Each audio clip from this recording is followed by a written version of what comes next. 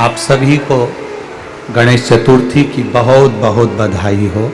संपूर्ण देशवासियों को तो हो, पर साथ में जो विदेश में भी बैठकर हमारी सनातन धर्म को आगे बढ़ा रहे हैं उनको भी नमन। उनको केवल 10 दिन के लिए गणेश जी को हमें नहीं बिठाना। 10 दिन हुए, विसर्जन कर दिया अनंत चतुर्दशी को। गणेश क्या है?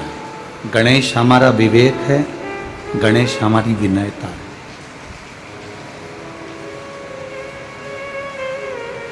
श्री गणेश जी महाराज हमारा विवेक भी है और श्री गणेश जी महाराज हमारी विनयता भी है, हमारी विनम्रता भी है। जो विवेक से काम करता है और विनम्रता में अपने जीवन को जीता है, समझ लेना कि वो गणेश जी की पूजन रोज करता है, प्रतिदिन कर रहा है, क्योंकि उसमें विनम्रता भी है, उसमें विवेक भी है। और बड़ी जरूरी है विनम्रता। अगर नहीं है आपके भीतर में तो आप परमात्मा को प्राप्त नहीं कर सकते।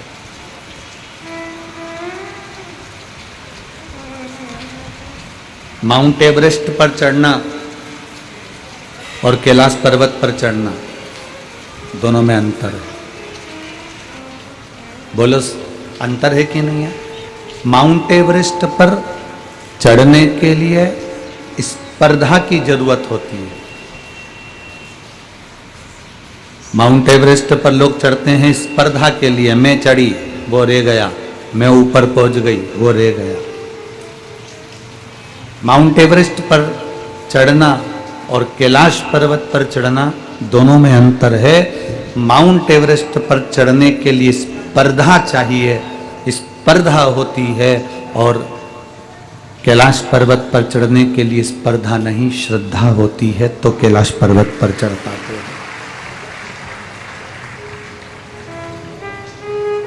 आज कोई पूछ रहा था, गुरुजी कल गणेश जी बिठाने का समय क्या है? हमसे पूछ रहे थे। अब हम तो शंकर जी के भगत, शिव जी की उपासना, अब हम क्या समय बताएं? तो हमने उनसे कह दिया जब गणेश जी फ्री हों।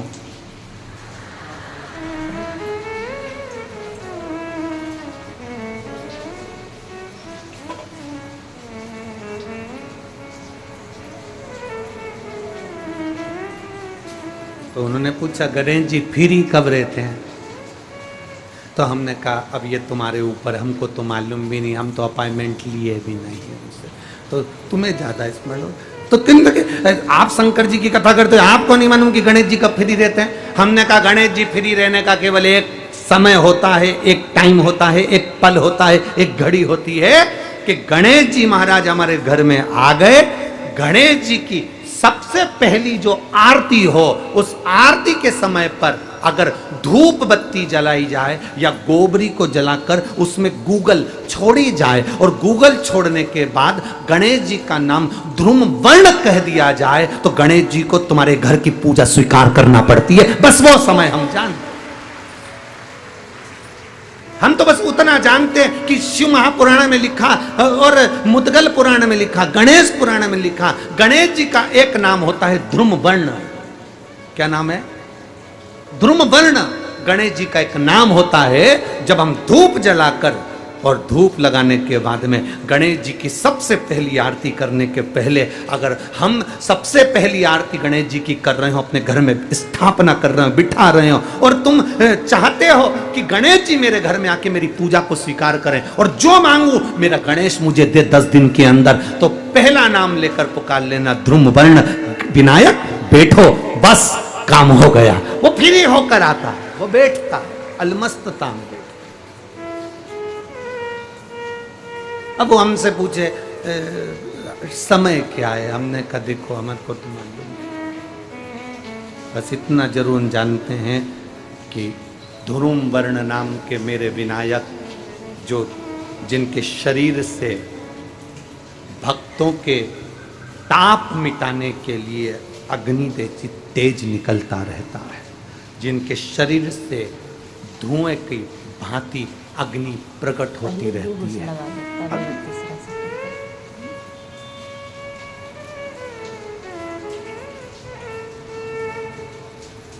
हम तो उनको पहचानते हैं जो दुनिया के ताप मिटाने के लिए प्रगटा।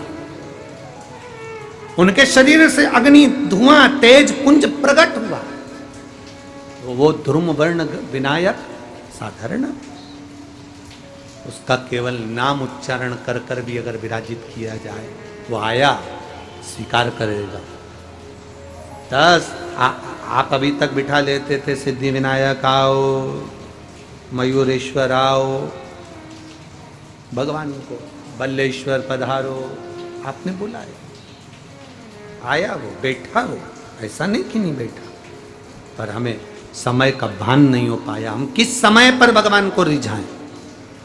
परमात्मा को रिझाने का कोई समय होता है? भगवान को तो जब तुम्हारी मर्जी पड़ जाए, जब तुम्हारा दिल कर जाए, तब मेरे भगवान को रिझाने का प्रयास करो, वो तुम्हारे करीब में आकर बैठ जाएगा। जब तुम्हारा मन पड़े, जब तुम्हारी मर्जी पड़े।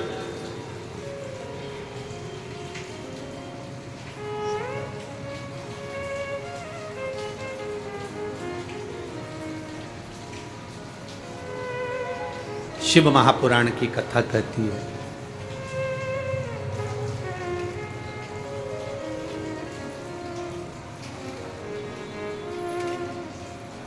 शिव तत्व कह रहा है।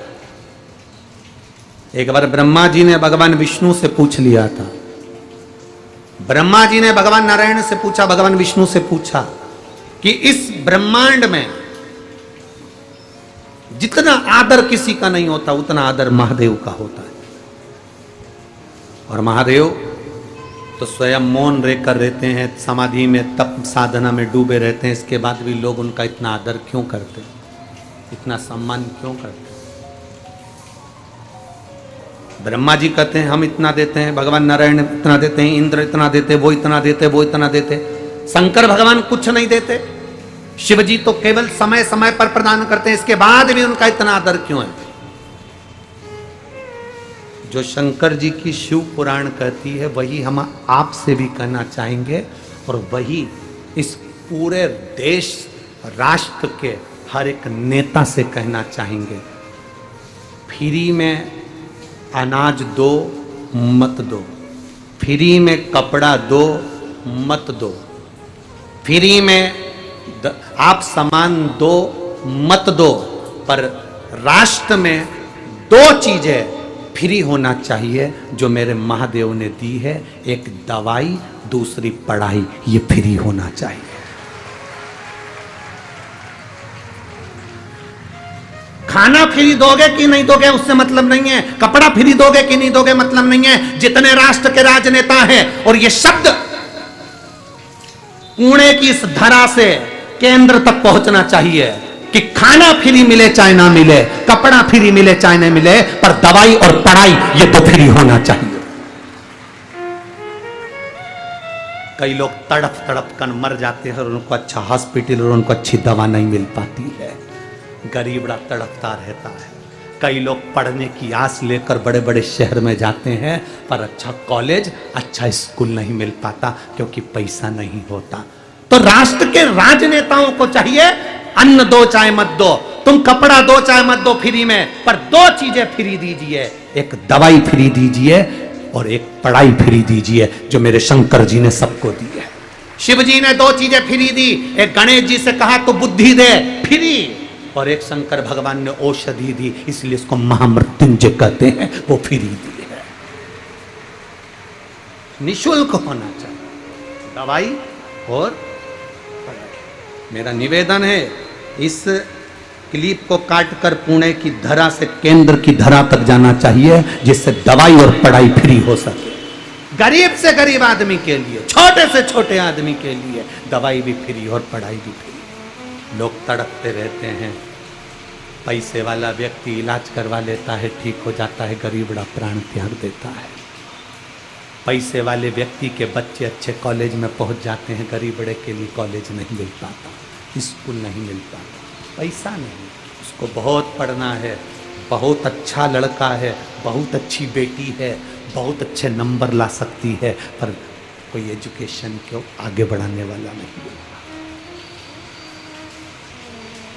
शंकर जी जैसी बुद्धि रखना। शिव जी ने मोदक रोक दिया, पार्वती को इशारा करा मत दे खाने को इसको, इसको लड्डू मत देना।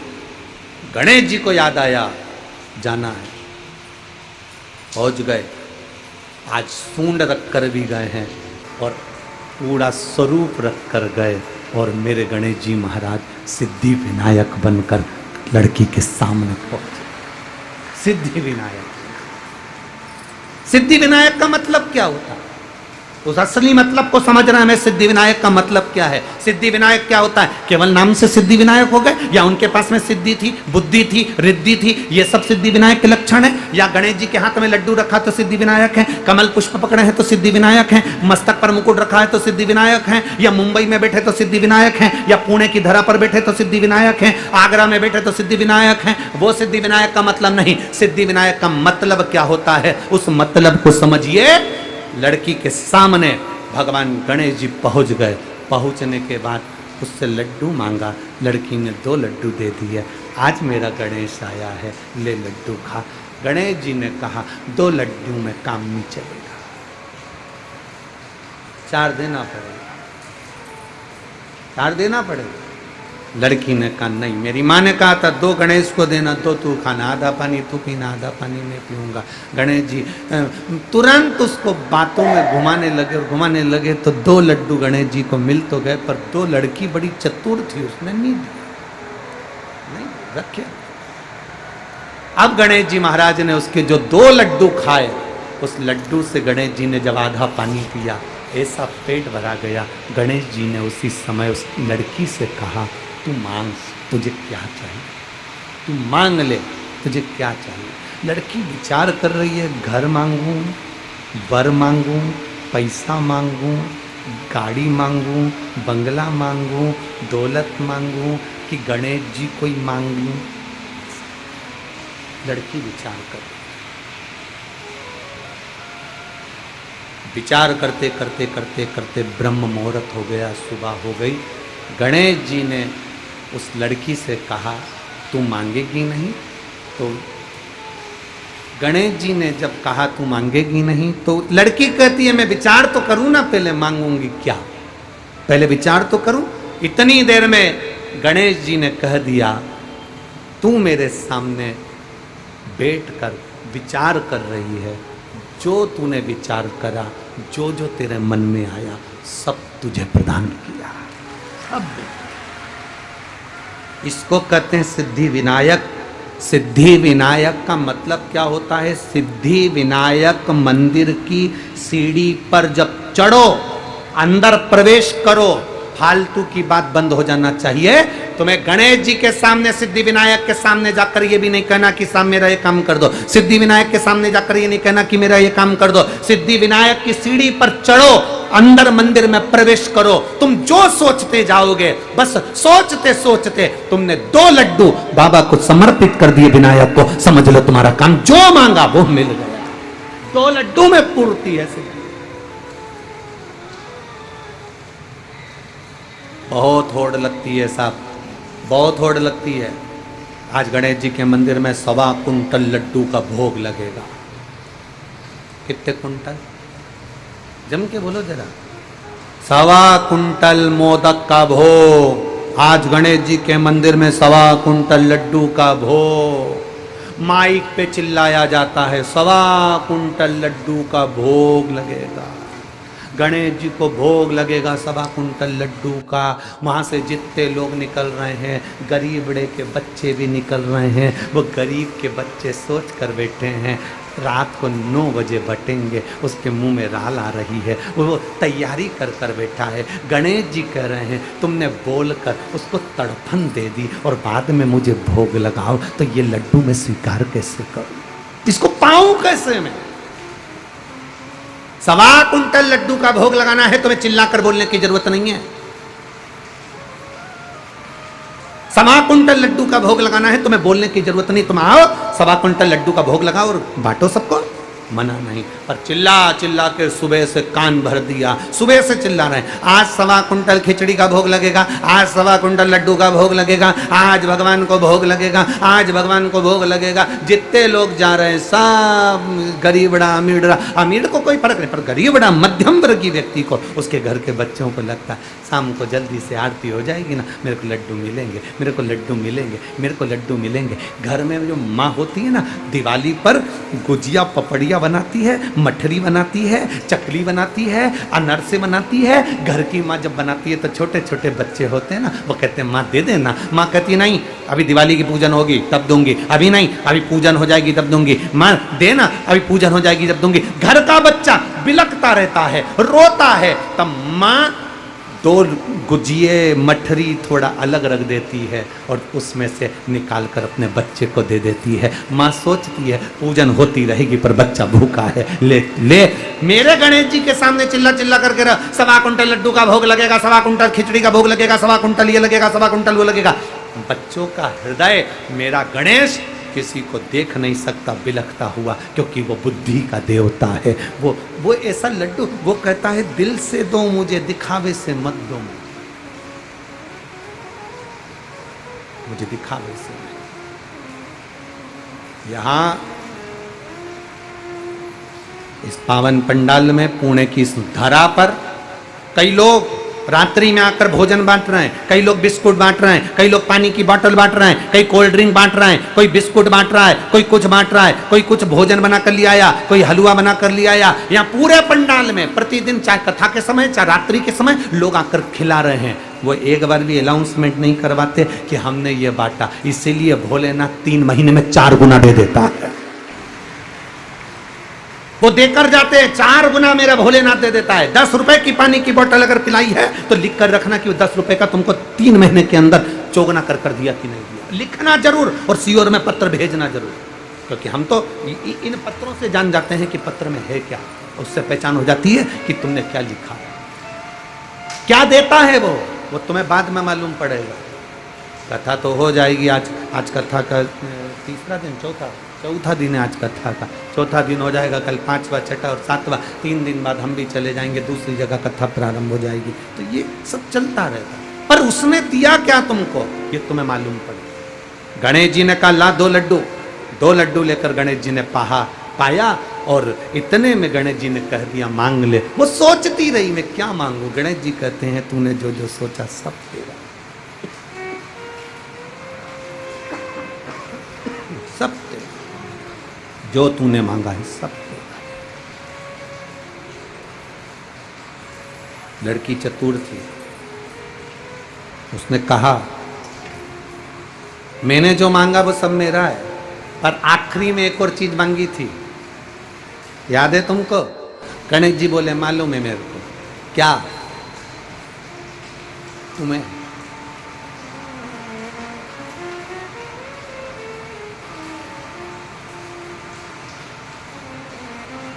तो कहते हैं ना, और क्या दूं मैं तुमको, दिल के सिवाय तुमको हमारी उम्र लग जाए। लड़की ने कहा सब मिले ना मिले, बस एक काम करो, हे गणेश जी तुम इसी जगह पर विराजमान हो जाओ, सिद्ध टेक दे, सिद्ध सुंदर सिद्धि विनायक के रूप में मेरे गणेश जी महाराज विराजमान, गणेश जी विराजमान। सुन बेटी, तूने मुझे यहां पर विराजमान करा है, संसार का जो मनुष्य इस सिद्ध टेकरी पर आएगा और सिद्धि विनायक का दर्शन करेगा, केवल गांव में प्रवेश करते से उसके मन में भी जो चलेगा, तेरे को वचन देता हूं, उसकी झोली उसके मन में आने से ही मैं भर दूंगा, कहने की जरूरत नहीं पड़ेगी। सिद्धता, सिद्धता।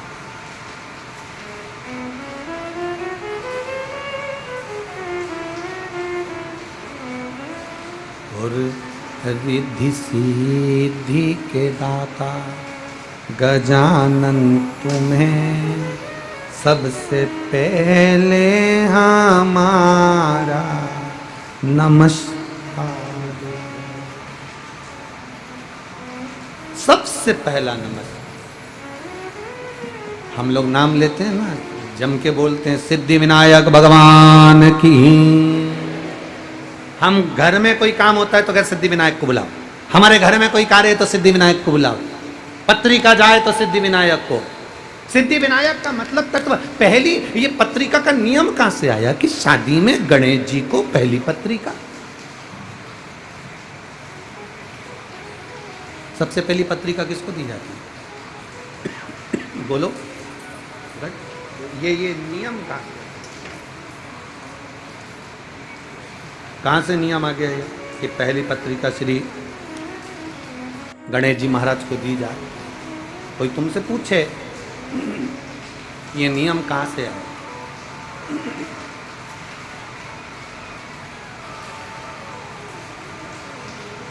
कोई आपसे पूछे तो उसका उत्तर आपको देना।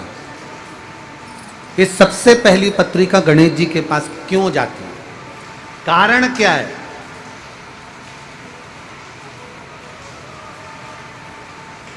पत्रिका गणेश जी को ही क्यों दी जाती है सबसे पहले? उनको बुलाने के लिए। अरे बोलो तो जम के। गणेश जी को पत्रिका गणेश जी को बुलाने के लिए दी जाती है क्या? अरे बोलो बोलो जरा, बोलो रे पूना वाले, तुम तो एकदम चुप हो गए रे। एकदम चुप हो जाते हो ना तो हमको टेंशन बढ़ जाता है। राम काय के लिए बुलाई गए? पत्रिका दी गणेश जी को तो गणेश जी को बुलाने के लिए दी क्या? नहीं, गणेश जी की पत्रिका कभी भी गणेश जी को बुलाने के लिए नहीं दी जाती। पहली पत्रिका जो गणेश जी को दी जाती है, अष्टविनायक मुद्गल पुराण, श्री गणेश पुराण कह रही है, शिव पुराण कह रही है, स्कंद पुराण कहती है। जरा ध्यान से पढ़िएगा, सुनिएगा। पुराण के अंतर्गत वर्णन आता है, एक बार ब्रह्मा जी ने भगवान विष्णु से निवेदन किया, नारायण मन है, ब्रह्मलोक में यज्ञ नहीं हो सकता, वैकुंठ लोक में यज्ञ नहीं हो सकता, जन कल्याण के लिए देव, पितर, गंधर्व, किन्नर, असुर सबके उद्धार के लिए, संसार के मनुष्य, जीव, जलचर, थलचर, वायुचर सबके उद्धार के लिए एक यज्ञ पृथ्वी पर किया जाए।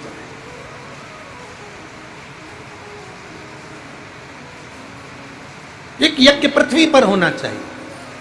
यज्ञ करा गया। ब्रह्मा जी ने भगवान नारायण से कहा, नारायण ने इंद्र से कहा, इंद्र से कहा, इंद्र ने सब दूर सूचना कर दी कि जाओ देवादिदेव महादेव से प्रार्थना करो कि मृत्यु लोक में एक यज्ञ होना है, और वो यज्ञ ब्रह्मलोक में नहीं हो सकता, वो यज्ञ वैकुंठ लोक में नहीं हो सकता, वो इंद्र लोक में नहीं होगा, वो पताल में नहीं होगा, तलातल रसातल कहीं नहीं, केवल मृत्यु लोक में वो यज्ञ होगा। और उस यज्ञ में नाग, असुर, गंधर्व, देव, पितर, ऐसा कोई नहीं रुकना चाहिए। जलचर, थलचर, वायुचर, जीव, चराचर सब उस यज्ञ में आए, वो यज्ञ करा जाए। करो तैयारी यज्ञ की।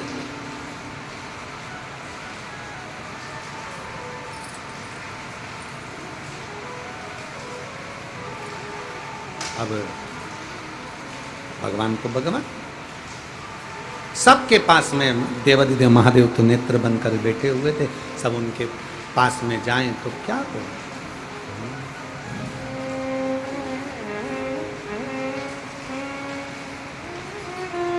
क्या हो?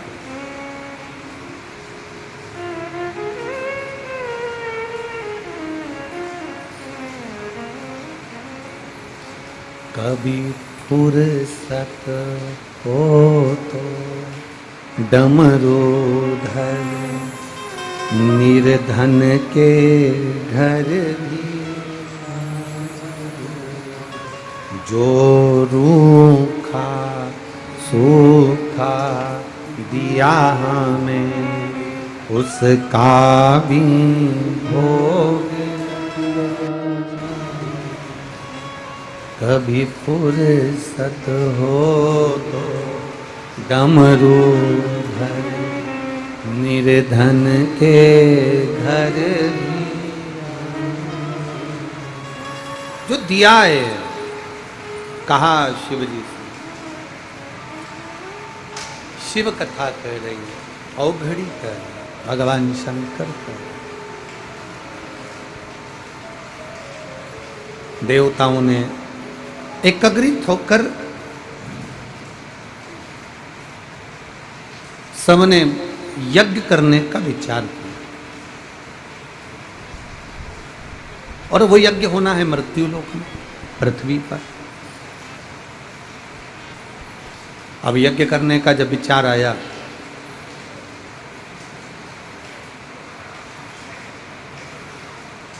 सबकी सब देव अधिदेव महादेव के पास में गए, भगवान शंकर से प्रार्थना करी, बोले बाबा यज्ञ करना है। नाग, असुर, गंधर्व, किन्नर, देव, जलचर, थलचर, वायुचर, जितने चराचर जीव हैं, तलातल रसातल में रहने वाले हों, देवता हों, असुर हो, गंधर्व हो, सबके लिए यज्ञ। और ये जो यज्ञ है सबके कल्याण के लिए, सबके उद्धार। तो ये यज्ञ करना है। देवाधिदेव महादेव ने कहा करिए यज्ञ, पृथ्वी पर यज्ञ करने की मना नहीं है, भूमंडल पर यज्ञ करो। मना कहाँ है? किसने मना करा कि यज्ञ मत करो?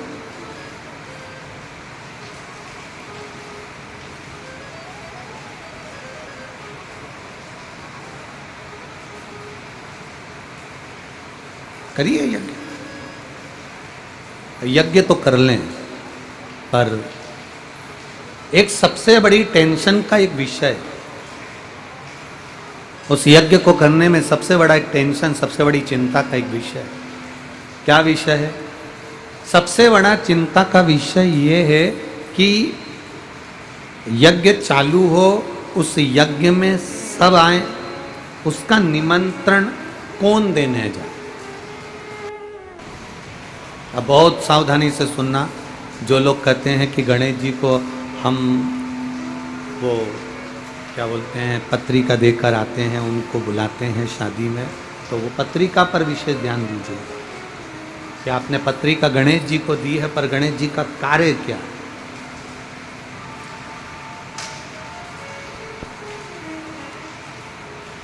पत्र दिए, पत्रिका देने का, निमंत्रण देने का किसको भेजा जाए, तो कहा भेजने के लिए अब किसको भेजें आप बताओ। तो इंद्र का नाम आया कि इंद्रदेव पत्रिका देने जाएंगे। तो इंद्र ने कहा पत्रिका देने तो चले जाऊंगा, पर असुरों के घर नहीं जाऊंगा, राक्षसों के यहाँ, दैत्यों के यहाँ मैं पत्रिका देने नहीं जाऊंगा यज्ञ। अब इतने में गरुण जी को बुलाया कि तुम ये पत्रिका पहुंचा। गरुण जी कहने लगे सबको पत्रिका देने जाऊंगा, पर नागों के यहाँ पत्रिका देने नहीं जाऊंगा। वरुण जी को बुलाया, उन्होंने कहा मैं यहाँ पत्रिका देने नहीं जाऊंगा। सारे देवताओं को बुलाकर कहा गया, पर कोई ना कोई का किसी ना किसी से द्वेष था, तो वो पत्रिका भेजने में असमर्थ। पत्रिका वो पहुंचाए जो सबके पास पहुंचा दे, नाग हो, असुर हो, गंधर्व हो, देव हो, किन्नर हो, जलचर हो, थलचर हो, वायुचर हो, जीव हो, चराचर हो, सबके पास पत्रिका पहुंचे। और कथा यज्ञ भी चालू होना है 2 दिन बाद, तो उसकी पत्रिका तुरंत पहुंचे। अब यह काम किसको दिया जाए, तो इतने में तुरंत भगवान ब्रह्मा और भगवान विष्णु ने दोनों ने निर्णय कर कर कहा पत्रिका देने का कार्य श्री गणेश जी महाराज को सौंपा जाए। पत्रिका देने,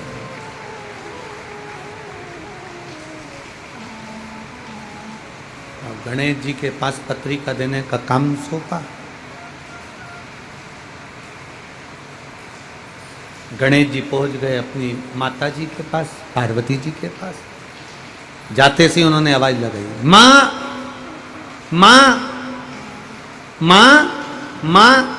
इनकी आवाज सुनकर षडानंद कार्तिकेय आ गए, इनकी आवाज सुनकर अशोक सुंदरी आ गई, इनकी आवाज सुनकर जया, विशारा, सामरीवारी, दौतली और देव 5 कन्या भी आ गई। आज गणेश जी चिल्ला क्यों रहे, क्या हो गया ऐसा? गणेश जी ने आकर आवाज लगाकर कहा, मां मुझे पत्रिका बांटने का कार्य मिला है, निमंत्रण देना है, यज्ञ है भूमंडल पर, पृथ्वी पर, इसलिए पत्रिका बांटने का काम मुझे मिला है। मां इतनी सारी जगह पत्रिका देने जाऊंगा, भूख नहीं लगे इसलिए मोदक बना दे। अब पार्वती जी बोली, पत्रिका का मोदक से संबंध क्या है? लड्डू से और मोदक से संबंध क्या? माँ पत्रिका देने जब सदूर जाऊंगा तो भूख तो लगेगी ना माँ, इसलिए पहले तो मैं खा लूंगा और खाने के बाद मोदक। इसलिए तुमने देखा होगा गणेश जी के हाथ में एक लड्डू तो धरा ही रहता है, एक मोदक तो उनके हाथ में रहता ही रहता है, क्योंकि भूख लगेगी। तो माता ने कहा कि ठीक है। अब पार्वती जी ने मोदक भी दे दिया, लड्डू भी दे दिया, भोजन करा भी दिया। गणेश जी महाराज थोड़ी दूर तक जाते, वापिस लौट कर आ जाते। फिर हवाई लगाकर बोले, माँ माँ। गणेश जी ने जैसे ही हवाई लगाई तो पार्वती जी ने फिर पूछा, क्या हुआ तेरे को? माँ चले तो जाऊंगा, पर इतनी सारी जगह जाना है। और गणेश जी बोले, चूहा तो इतना सही है, अब चूहा चलता धीमा धीमा, अब जाऊंगा तो जाऊंगा कैसे? इतने में पार्वती जी बोली, एक काम कर, तू मेरा शेर ले जा, सिंह ले जा, सिंह ले। अब गणेश जी शेर लेकर चल दिए, सिंह लेकर चल दिए। अब सिंह लेकर गए तो गणेश जी वापिस आ गए। माँ ओ माँ। माँ बोली, अभी तो गया था, अब क्या हुआ? गणेश जी बोले, मैं चले तो जाऊंगा, पर दिक्कत ये है कि मैं पत्रिका सबको दे भी दूंगा, नागों के यहाँ जाऊंगा, पताल में, तलातल में, रसातल में, असुरों के यहाँ जाऊंगा, गंधर्वों के यहाँ जाऊंगा, किन्नरों के यहाँ जाऊंगा, देवताओं के यहाँ जाऊंगा, कितना टाइम लग जाएगा माँ? तू कुछ बताना कि मैं ये पत्रिका का करूं तो करूं।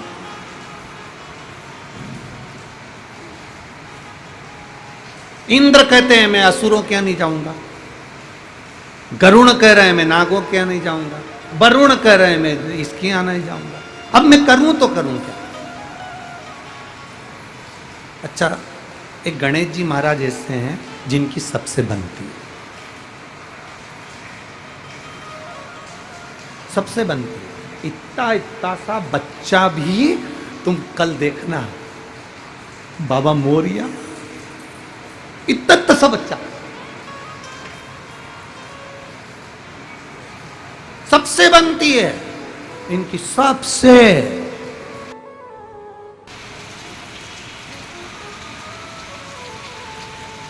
ब्राह्मण हो, क्षत्रिय हो, वैश्य हो, शूद्र हो, कोई भी हो, किसी भी जाति का, और यहां तक शास्त्र कह रहा है किसी भी धर्म का हो, वो किसी भी धर्म का हो तो भी गणेश जी से बनती है, किसी भी धर्म का हो। इसीलिए सिद्धि विनायक जी के मंदिर में, अष्ट विनायक के मंदिर में सब धर्म का आदमी चले जाता, सबसे बनती है। अब गणेश जी बोले, मां अब मैं कैसे जाऊं? तो इतने में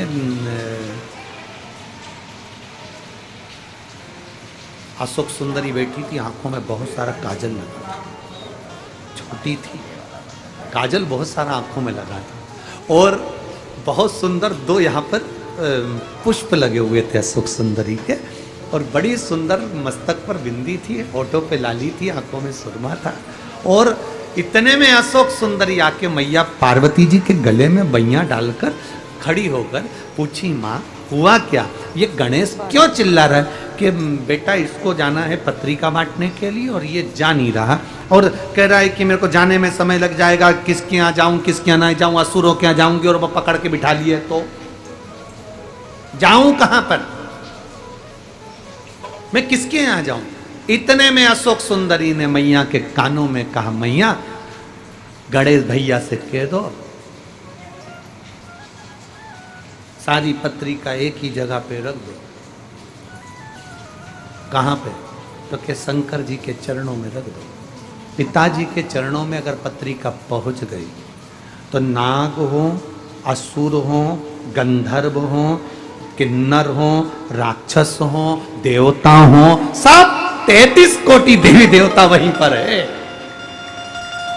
कथा में कहा था, जहां पर कथा में वर्णन करा था, ये शिवलिंग, शिवलिंग का जलाधारी, ये पार्वती जी, अशोक सुंदरी, षडानंद कार्तिकेय, गणेश, शंकर जी के ऊपर जलाधारी, जया विषहरा श्यामल भरी। देव दौतली ये सब कन्या, जहां से पानी बहकर जाता वहां 33 कोटि देवी देवता सब वहीं पर, सब वहीं पर। कह दो, निवेदन कर दो कि तुम पत्रिका शिव जी के सामने दो, शंकर जी, ठीक है। निवेदन स्वीकार किया। जो स्वीकार किया, गणेश जी ने पूछा, मां पत्रिका का क्या करूं, निमंत्रण देने कहां जाऊं? इतने में तुरंत पार्वती जी ने कहा, पत्रिका गणेश जी तुम पिताजी के चरणों में, शिव जी के चरणों में रख दो। पत्रिका ले जाकर जैसे ही शंकर भगवान के चरणों में रखी, शंकर भगवान तो नेत्र बंद कर कर तप साधना में लगे थे। यज्ञ प्रारंभ हुआ और यज्ञ प्रारंभ हुआ और प्रारंभ होते से ही इतने में ब्रह्मा जी ने भगवान गणेश जी से पूछा, सबको पत्रिका दिया है ना, सबको निमंत्रण दिया है ना? तो गणेश जी बोले, ब्रह्मा जी आप चिंता मत करो, जो पत्रिका मेरे पास में आती है वो पत्रिका 33 कोटि देवी देवता ही नहीं, चराचल जलचर असुर संदर्भ गंधर्व सबको पहुंच जाती है। जो पत्रिका मेरे पास में आई मैंने वो शिव जी के चरणों में रख दी और वो पत्रिका सब दूर पहुंच गई। ब्रह्मा जी ने ये बात भगवान विष्णु से कहा, ब्रह्मा जी ने ये बात भगवान नारायण से कहा। प्रभु गणेश जी ने पत्रिका किसी के यहाँ नहीं भेजी, कौन आएगा यज्ञ में? गणेश जी ने पत्रिका किसी को नहीं दिया, यज्ञ में कौन आएगा? इतने देर में तो भगवान शंकर के नेत्र खुले, यज्ञ प्रारंभ होना था। उसके पहले यज्ञशाला के आसपास देवता गंधर्व असुर किन्नर सब आ गए और यज्ञ प्रारंभ हुआ। यज्ञ प्रारंभ। हमने एक बात आप लोगों से पहले कही थी, आज फिर कह रहे हैं कि पत्रिका केवल गणेश जी को बुलाने के लिए गणेश जी के मंदिर में नहीं दी जाती। पत्रिका गणेश जी को इसलिए दी जाती है कि आप सबको सूचना कर देना और आप कृपा करना, सबको लेकर पधारना और हमारा कल्याण करना। ये पत्रिका गणेश जी को सबको सबको। वो आप लोग कहते हैं ना, ओ महारा कीर्तन में रस बरसाओ,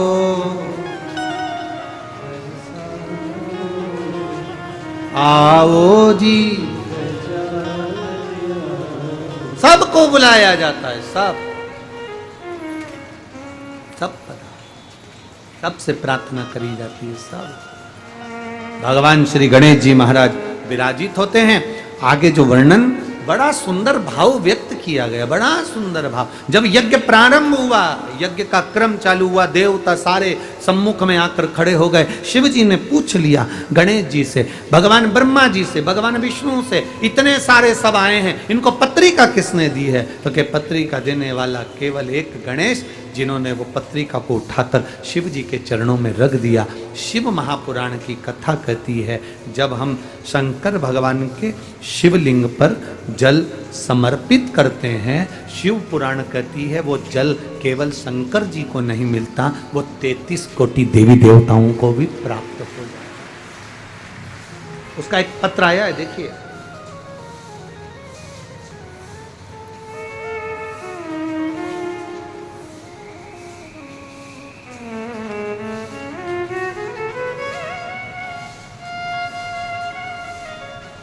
मैं सो शुभांगी तुषार धोड़के, मैं पीपरी चिंचवड़ कालेवाड़ी में रहती हूँ। कहीं बैठी हो तो हाथ हिला सकती हैं। अगर कहीं बैठी हो, दोनों तीनों पंडाल में कहीं पर भी हो तो हाथ हिला सकती हैं। मैं सो शुभांगी तुषार घोड़के, मैं पिंपरी चिंचवड़ कालेवाड़ी में रहती हूँ। एक लोटे जल और पशुपति व्रत का क्या बखान करूं गुरुदेव। मेरा बेटा 1 साल का था तब उसके शरीर में सोराइसिस की बीमारी हो गई। शरीर में जब सोराइसिस की बीमारी हुई, 1 साल का मेरा बच्चा, वो बीमारी उसके शरीर में आ गई। और गुरुदेव मेरा बेटा 10 साल का हो गया, पर उसका इलाज करवा करवा कर थक गए हैं। पर वो बीमारी उसकी गई नहीं। जब 10 साल का बेटा हो गया, बीमारी नहीं गई और वो बीमारी बढ़ती चली गई, उसके शरीर पर खुजाल चलती, पूरी फुकड़ी निकलती शरीर की, सोरायसिस की बीमारी। डॉक्टर कहते हैं गुरुदेव कि ये मरते दम तक रहती है, ये सोरायसिस की बीमारी समाप्त नहीं होती।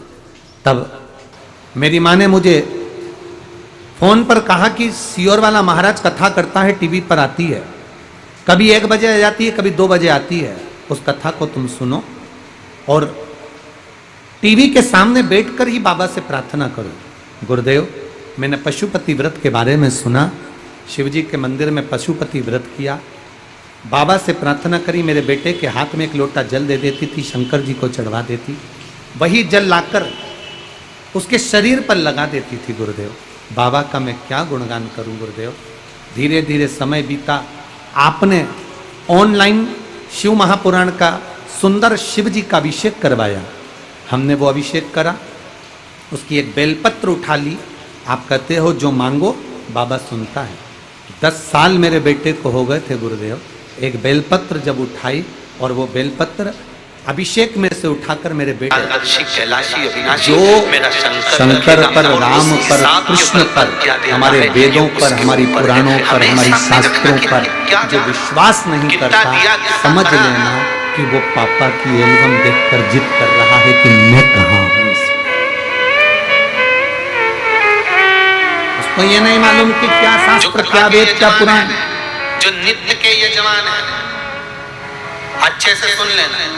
आप लोग अगर रोज रोज मंदिर में, तो अब लोग समझदार हो गए तो आप लोग किसी के सुनते नहीं। क्या चढ़ाया, लेकिन पहले जब शुरू में आपने शिव महापुराण की कथा सुनना चालू करी होगी और मंदिर जाना चालू करा होगा, तो बहुत सारे लोग तुमको अक्ल देने वाले मिले होंगे। क्यों जाती हो, क्यों चक्कर में पड़ी होगा सियोर वाला महाराज के, क्यों मंदिर जाती हो, क्या होगा बेलपत्र चढ़ाने से, क्या होगा फुलेरे का दर्शन करने से, क्या होगा धतूरा चढ़ाने से, क्या होगा वृक्ष की पत्ती शिव का श्रृंगार करने से। पहले बात में क्यों, मैंने तो तेरे को 20,000 का मोबाइल दिलाया, मैंने तो तेरे को 20,000 का मोबाइल दिलाया, तो वो रखेगी, ये रख लो तुम्हारा मोबाइल तुम्हारे पास ही। और ये मत सोचना मेरा नाम कि तुम ही दिलाया, ये फोन उसने लगाया अपने पप्पा को। श्री ओम प्रकाश फुटेटा है। मैं फिर मत कहना कि काली मिर्ची लगी। राहटनी पुणे की, ये फोन पापा को मिलाया, पापा छोरी क्या हो पुणे की रहने वाली। इनने मेरे को 20,000 का मोबाइल दिलाया, मूलतः में बसवा राजस्थान की निवासी हूँ। कहीं बैठी हूँ तो हाथ हिला सकती हूँ, मायके से मोबाइल आया और ससुराल वालों का तो हाथ हिला सकती हूँ। मेरा नाम अनीता फुटेटा, पत्नी श्री ओम प्रकाश फुटेटा। मैं पुणे की रहने वाली हूँ। मूलतः में बसवा राजस्थान की निवासी हूँ। कहीं बैठी हूँ तो हाथ हिला सकती हूँ। शिव कृपा का मैं क्या व्याख्यान करूँ गुरुदेव। आप हमारे साथ में पत्र को LED पर पढ़ सकते हैं और टीवी पर आस्था चैनल के माध्यम से पढ़ सकते हैं। शिव कृपा का मैं क्या व्याख्यान करूं गुरुजी।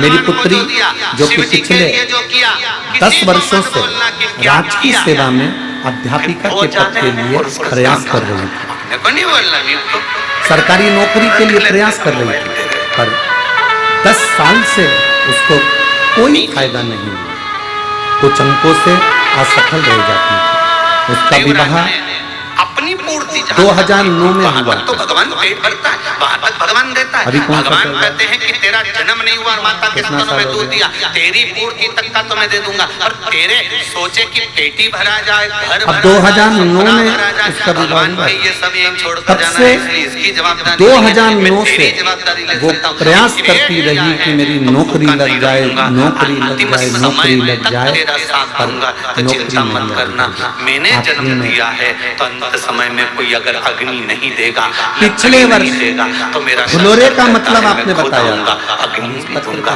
लकड़ी भी दूंगा। फुलेरे का मतलब आपने बताया था।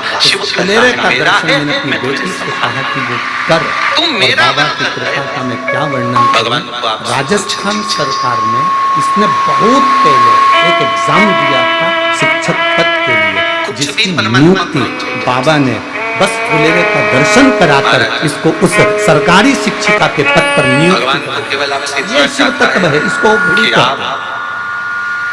बचपन हो, जवानी इसको हो, शंभू कहते हैं। अधेड़ी हो, बुढ़ापा हो, जब आपको समय मिले तब आप एक पत्र में उन्होंने एक और चीज लिखी है। एक इसी वर्ष बाबा की कृपा से 2023 में मेरे बाबा ने कृपा करी और हमारे जीवन की पिछले वर्ष फुलेरा का दर्शन कर बाबा ने जो सुनी है, मेरी पुत्री ने पशुपति व्रत भी करा, बाबा का गुणगान भी करा और पुत्री को 35 वर्ष की आयु में सरकारी अध्यापक सफलता प्राप्त हुई है।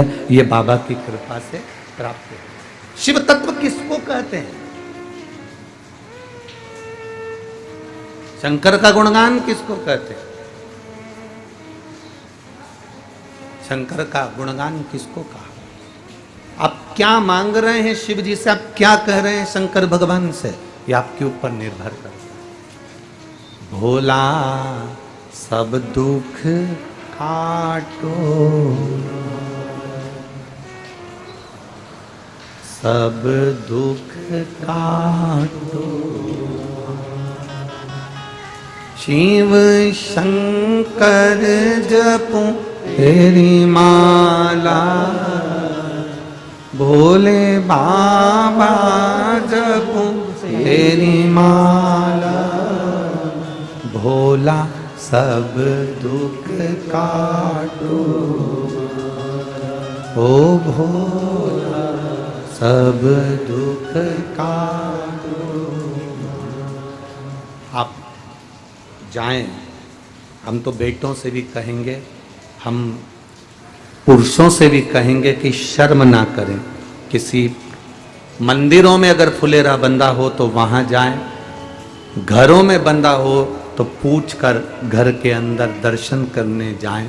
अपने दिल की बात हाथ जोड़कर बाबा से हृदय के साथ कह कर आए, बाबा आप सुनोगे मेरी बात, आप स्वीकार। शिव तत्व है।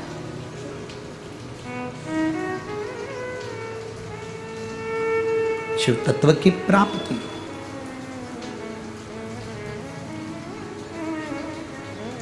एक फुलेरा दूज का धतूरा सुना है ना कथा में? शिवरात्रि के बाद जो फुलेरा दूज आती है, फुलेरा दूज का धतूरा उसमें, और एक शिव हरताली का तीज का फुलेरा। ये बहुत एक फुलेरा दूज के धतूरे का भी एक संवाद बड़ा सुंदर है।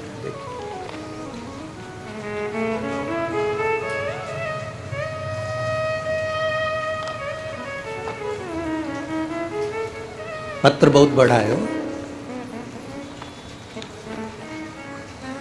द्वारका नागरगोजे पुणे हड़पसर महाराष्ट्र से हूं। कहीं बैठी हो तो हाथ हिला सकती हैं, जहां कहीं बैठी हो हाथ हिला सकती हैं, जहां भी बैठी हो। द्वारका नागरगोजे पुणे हड़पसर महाराष्ट्र, कहीं बैठी हैं क्या? कहीं बैठी हो तो हाथ हिला सकती हैं। द्वारका नागरगोजे पुणे हड़पसर से हूं। आप पत्र अपने एलईडी पर आस्था चैनल पर पढ़िएगा। बाबा जी कल भी मैंने आपको पत्र लिखा था, लेकिन आपने पढ़ा नहीं। जब तक आप पढ़ोगे नहीं तब तक लिखती रहोगे। बाबा जी पिछले 12 साल से मेरी पीठ में और गर्दन के अंदर, गले के अंदर 2 गठान थी। बहुत त्रासदी थी। हॉस्पिटल में जांच कराई, डॉक्टर को बताया, और श्रीदी हॉस्पिटल के अंदर जब डॉक्टर को दिखाया तो उन्होंने कहा तुम्हारे पीठ में भी और गले के अंदर भी बड़ी गठान हो गई है, उसका ऑपरेशन जरूरी है, उसको निकालना पड़ेगा। मैं बहुत टेंशन में रहती थी गुरुदेव। अब रात भर रोती रहती।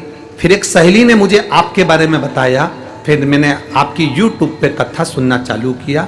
फिर आपने जो धतूरे का वर्णन बताया था फुलेरा दूज का, वो धतूरे का स्मरण करा। शिवरात्रि के दिन 7वां धतूरे का स्मरण शिवरात्रि के बाद जो आपने बताया वो किया।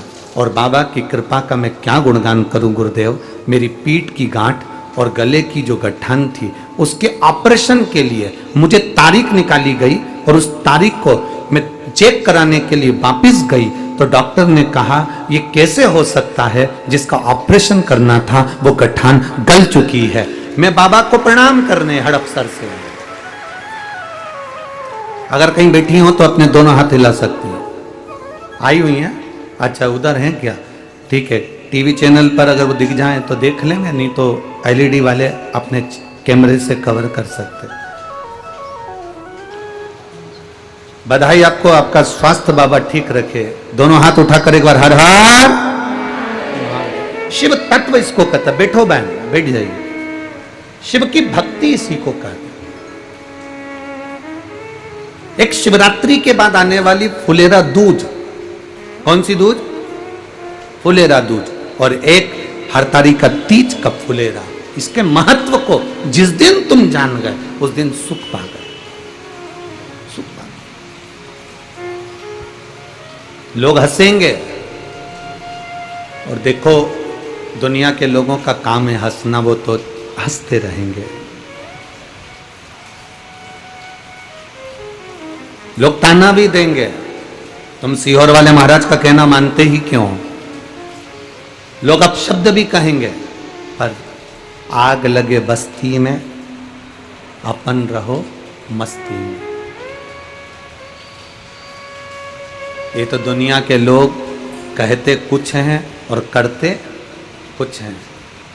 अब कहने को तो लोग कितना प्रेम से कहते हैं, कितना भाव से कहते हैं कि महिला घर की इज्जत होती है। बोलो, बोलते कि नहीं बोलते? अरे बोलो जम के जरा, बोलते कि नहीं बोलते? कहने वाले कहते हैं कि महिलाएं घर की इज्जत होती है, महिला घर की इज्जत होती है। पर मेरा निवेदन है, जो कह रहे हैं कि महिला घर की इज्जत होती है, उनसे निवेदन है कि आप उस महिला अगर घर की इज्जत होती है तो उसको इज्जत देते क्यों नहीं हो?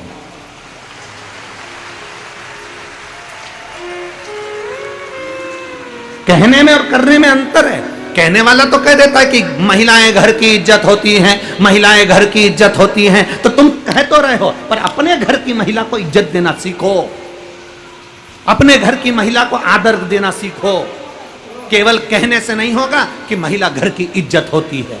महिला को जिस दिन तुम इज्जत देना चालू कर दोगे उस दिन घर की इज्जत महिला होती है, तब मान्य होगा।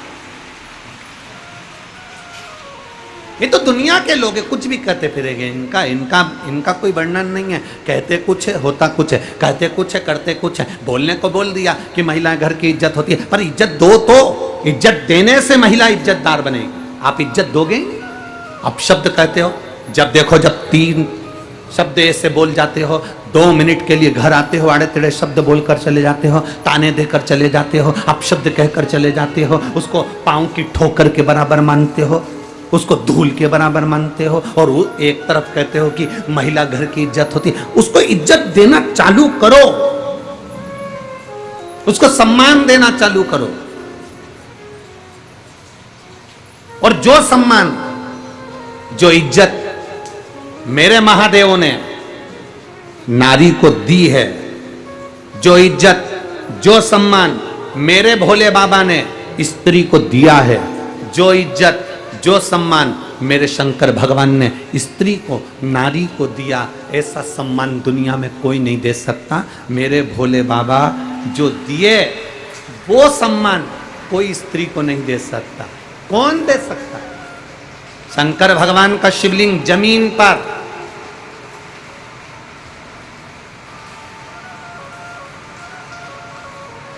शंकर भगवान का शिवलिंग जमीन पर। पार्वती जी जमीन पर हैं क्या? जम के बोलो जरा।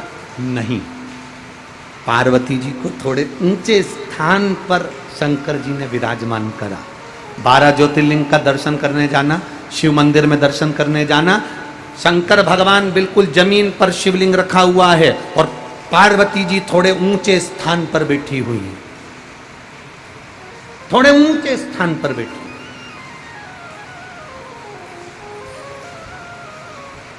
जितना आदर मेरे देव अधिदेव महादेव ने स्त्री का करा है, जितना आदर मेरे देव अधिदेव महादेव ने नारी का करा है। इसीलिए तो सबसे ज्यादा संख्या में शंकर भगवान की पूजन करती कौन है? नारियां करती। कारण क्या है? क्योंकि उन्हें आदर दिया है, उन्हें सम्मान दिया है।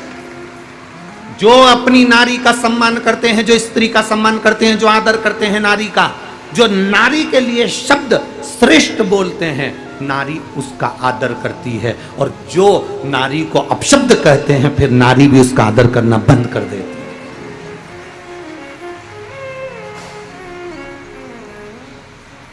कई लोग हमसे भी कहते हैं तुम्हारी कथा में सबसे ज्यादा स्त्रियां जाती हैं, सबसे ज्यादा महिलाएं जाती हैं। गुरुजी तुम्हारी कथा में सबसे ज्यादा स्त्रियां पहुंचती हैं। हम उनसे क्या कहें? क्योंकि शंकर भगवान की कथा है और देवाधिदेव महादेव ने पार्वती जी को ऊंचे स्थान पर बिठाया। ब्रह्मा जी ने ब्रह्मा जी ने अपनी पत्नी को बराबरी में बिठाया। भगवान नारायण ने लक्ष्मी जी को बराबरी में बिठाया, चरणों में बिठाया। इंद्र ने अपनी पत्नी को बराबरी में बिठाया। पर केवल 33 कोटि देवी देवता में एक देवाधिदेव महादेव ऐसे हैं जिन्होंने पार्वती को ऊंचा बिठाया और खुद नीचे आकर बैठ गए। स्त्री का आदर करिए, नारी घर की इज्जत होती है। तो मेरा निवेदन है उस नारी की इज्जत करना प्रारंभ करिए। करो आप इज्जत। आप इज्जत करोगे, आदर करोगे, सम्मान करोगे। और देखो कई लोग कहते हैं गुरुजी आप जानते नहीं हो मेरी पत्नी को। आप तो कह देते हो व्यासपीठ से, पर आप मेरी पत्नी को नहीं जानते।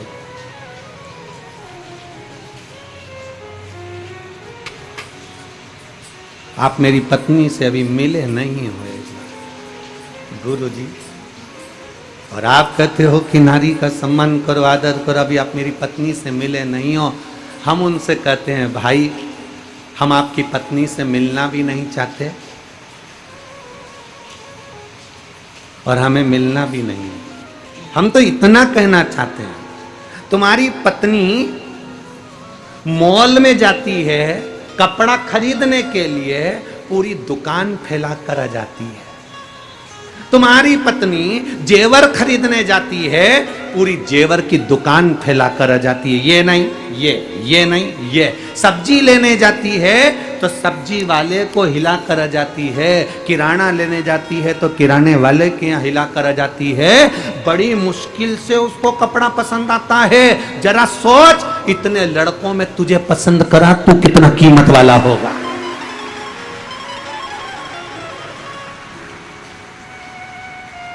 और तू कह रहा है कि मेरी पत्नी से भी मिले नहीं हो। अरे तेरे जैसे हीरे को देख लिया बहुत। जो कपड़ा खरीदने जाए, एक मोबाइल का कवर लेने जाए तो चेंज करती रहे, मेरे को नहीं पसंद, मेरे को पसंद नहीं, मेरे को नहीं चाहिए, मेरे को पसंद नहीं। और शादी के मामले में तेरे को पसंद करा तो तू कितना किस्मत वाला है। डायमंड है तू, डायमंड हीरा है तू। और कह रहा है कि तुम मेरी पत्नी से मिले नहीं हो। क्या करूं मिल के?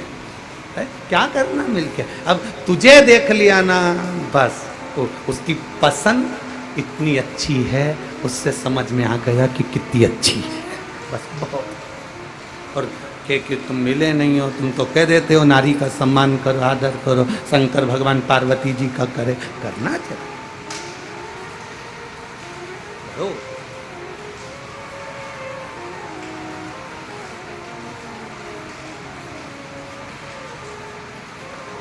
जितना आदर दोगे उतना आदर वो भी तुम्हें देगी। शिव कथा कहती है शंकर भगवान ने पार्वती जी को ऊंचे स्थान पर बिठाया। अब शिव जी ने तो पार्वती जी को केवल ऊंचे स्थान पर बिठाया, पर पार्वती जी ने शंकर को अपने दिल के सबसे ऊंचे स्थान पर बिठाया कि मेरे शिव है ये, मेरे औघड़ी है, मेरे शंभु, मेरे त्रिकालदर्शी, मेरे कैलाश।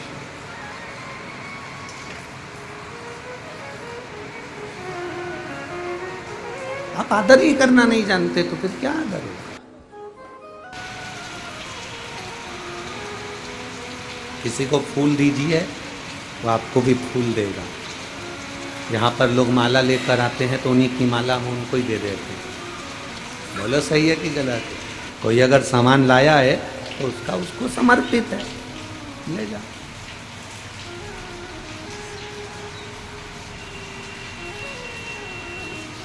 फूल दिया तो फूल दे दिया, बेलपत्र दी बेलपत्र दे दिया, माला दी माला दे दी, वस्त्र दिया वस्त्र दे दिया, जो दिया उसको वापिस वही मिला। आपने अपनी पत्नी को आदर दिया तो लिख कर रख लेना, तेरी पत्नी भी तुझे आदर देना प्रारंभ कर देगी। सम्मान देना पड़ेगा, पहले देना है फिर लेना है। दुनिया के लोग पहले देते नहीं है, लेने की आशा ज्यादा पड़ जाती है। सास को लगता है मेरी बहू मेरा सम्मान करे, तो मेरी सासुओं से निवेदन है बहू का सम्मान तुम चालू कर दो। हमें लेने की आदत ज्यादा है, हमारी आदत इतनी बुरी हो गई ना कि हम लेना जानते हैं पर देना नहीं जानते। मेरी बहन राखी पे राखी बांधने आएगी तो अपने भतीजों के लिए कौन कौन से कपड़े लेके आएगी।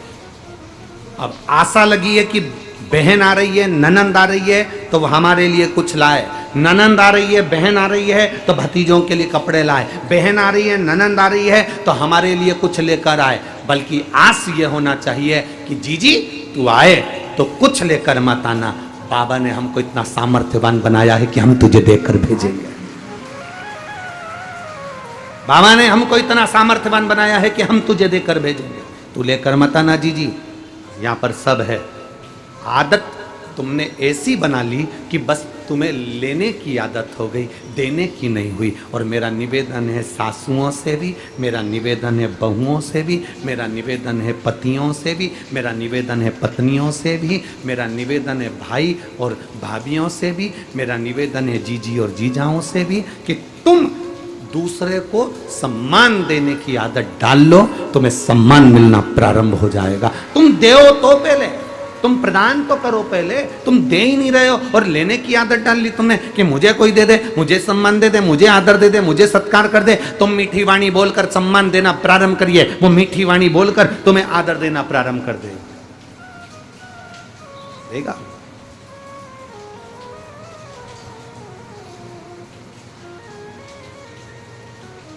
हमारे यहाँ महाराष्ट्र में लिखा रहता है जगह जगह पर अतिथि देवो, बोलो बोलो जम के जरा बोलो, अतिथि देवो भव। कौन सा अतिथि?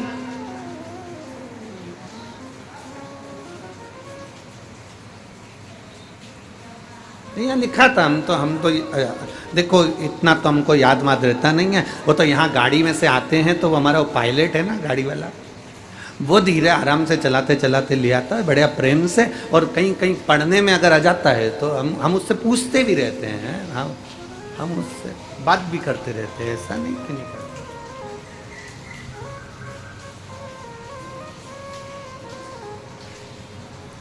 अब वो हमने उससे पूछा क्यों रे पुणे में कल बहुत गर्दी थी, तो हमने उससे पूछा कि इसको मराठी में बोल। तो हमने उससे बोला कि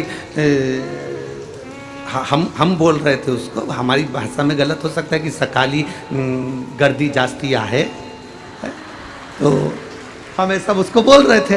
तो वो बोला गुरुजी तुम्हें कभी मराठी नहीं आ सकती।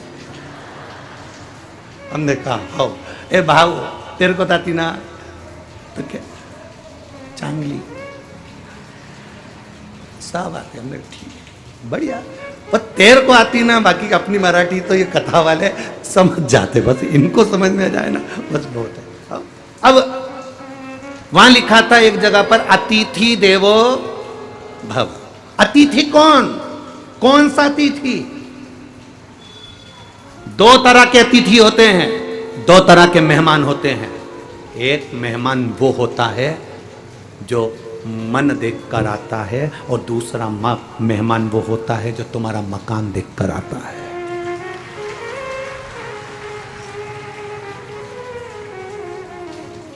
अब लिखा है अतिथि देवो भव। कौन से अतिथि के लिए लिखा?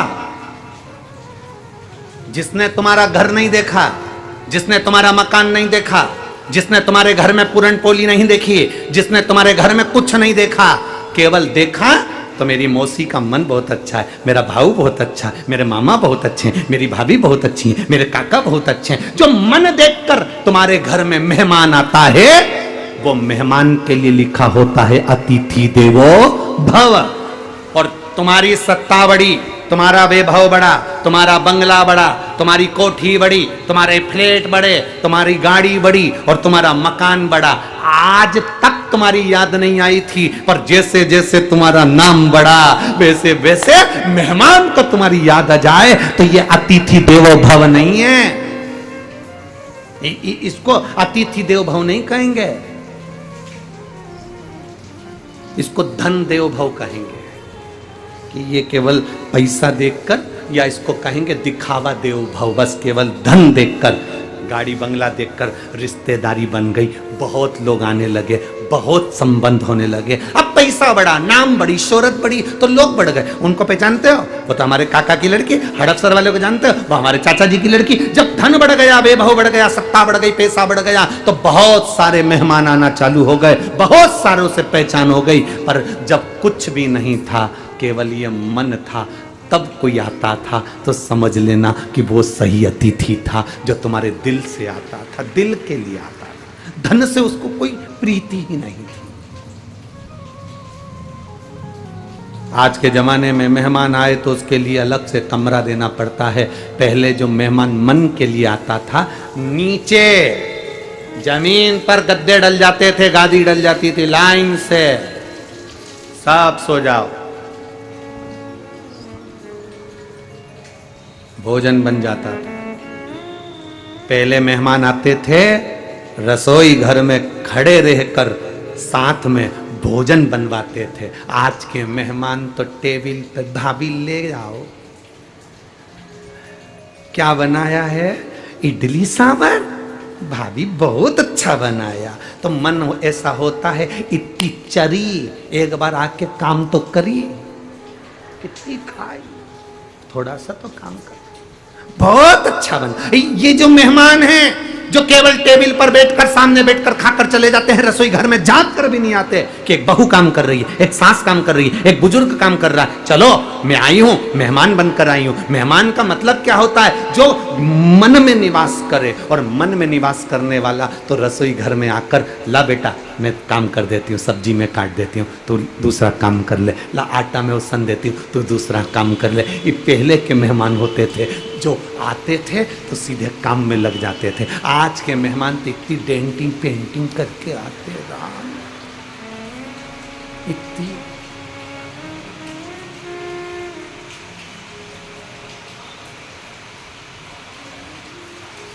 इनको तो हंसने की भी फुर्सत नहीं रहती, ज्यादा हंस दे तो दांत में लिपस्टिक चिपक जाए, तो हंस भी नहीं सकते। अब इन मेहमान से क्या असर रखो।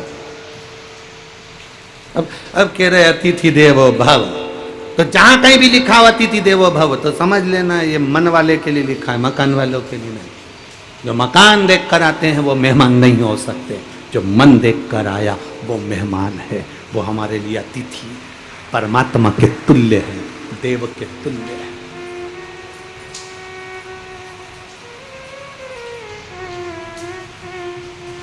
आज कल की बात है, आज की बात है, शंकर भाऊ के भैया आए थे, विजय भाऊ, तो उनके साथ में कुछ लोग आए थे, तो वो बाहर बैठकर बात कर रहे थे कि कथा में इतने अच्छे लोग आए हुए हैं, इतने सात्विक लोग आए हुए हैं कि कथा भी सुनते हैं, भजन भी करते हैं, रात भर इनके कीर्तन भजन ढोलक पेटी पर चलते रहते हैं और लोग नाचते आनंद करते रहते हैं। ये अतिथि हैं जो मन से आए, ये मकान देखकर नहीं, ये देखकर नहीं आए कि आप आमदार हो, ये देखकर नहीं आए कि आप प्रदेश के अध्यक्ष हो या देश के अध्यक्ष हो या आपके शहर के अध्यक्ष हो, ये देखकर आए हैं कि आप शंकर जी की कथा करा रहे हो तो आप शंकर के तुल्य हो, इसलिए शिव महापुराण की कथा में पहुंचे। ये शिव के तुल्य मान कर आप कथा करवाने वाला शंकर, कथा सुनने वाला शंकर, कथा करने वाला भी शंकर है। हम तो केवल एक निमित्त।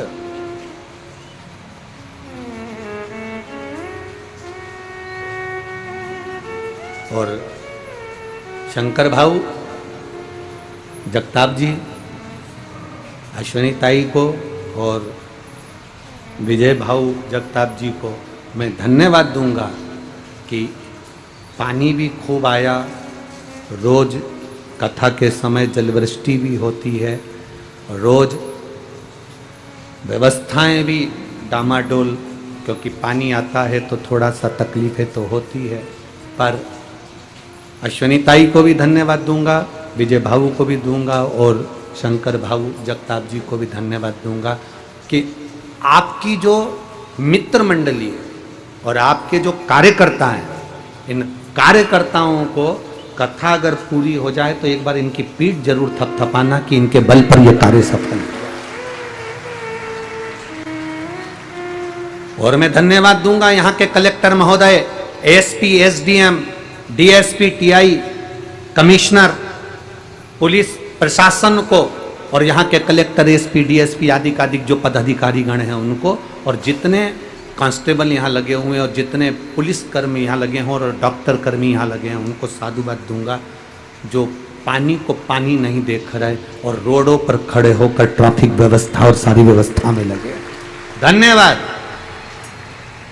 क्योंकि ये कथा साधारण नहीं, पुणे नगर की, कल हम अखबार में देख रहे थे, पुणे नगर के इतिहास की पहली कथा है जिसमें इतने लाखों भक्त एक साथ बैठकर कथा को श्रवण कर रहे हैं। रोड भरी पड़ी हुई है, यह पुणे नगर की पहली कथा।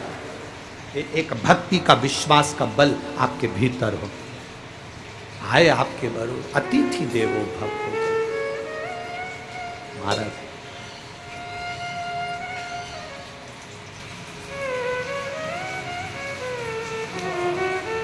कहा, बेटी ने कहा कि मुझे गणेश जी को मैं लड्डू दूंगी पर तुझे नहीं दूंगी, मैं तुझे नहीं दूंगी। मैं पहचान क्या तेरी? बड़े कान नहीं है, गजमुख नहीं है, सूंड नहीं है, तौंद नहीं है, तो पहचान क्या तेरी? मैं तुझको लड्डू नहीं दूंगी। आखिरी में बालक वहां से ओझल हो गया। पूरा रात्रि बेटी अकेली उस जंगल में रही और गणेश जी जब पहुंचे तो शिव जी ने पूछा, क्या तू उस बेटी के हाथ का लड्डू खाकर आया? नहीं, उसने मुझे दिया, उसने मुझे नहीं दिया।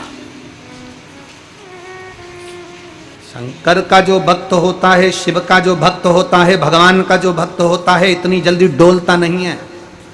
उसको पूर्ण भरोसा चाहिए, विश्वास, दृढ़ता उसके भीतर होना चाहिए।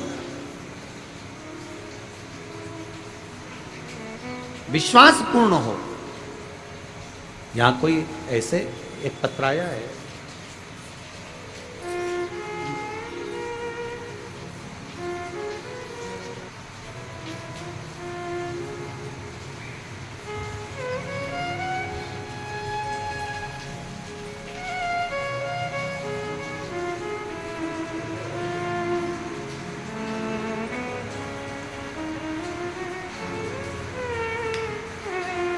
मेरा नाम स्वप्नजा अमोल कुसकर है। मैं पुणे लोह गांव से हूँ। कहीं बैठी हो तो हाथ हिला सकती हैं, अगर कहीं बैठी हो तो हाथ हिला सकती हैं। मैं पुणे लोह गांव से हूँ। गुरुदेव, शादी के कई साल हुए, संतान का सुख नहीं हो पा रहा था। बच्चा अगर ठहरता था तो वो वापिस गिर जाता था, संतान का सुख नहीं हुआ। तब हमने डॉक्टर को दिखाया तो डॉक्टर ने कहा कि तुम्हारे गर्भाशय में गांठ है, उस गांठ के कारण तुम्हें संतान का सुख नहीं होगा। कहीं बैठी हो तो हाथ हिला सकती हैं आप ही हैं। बच्चा आया है साथ में, गोदी में ले लो उसको।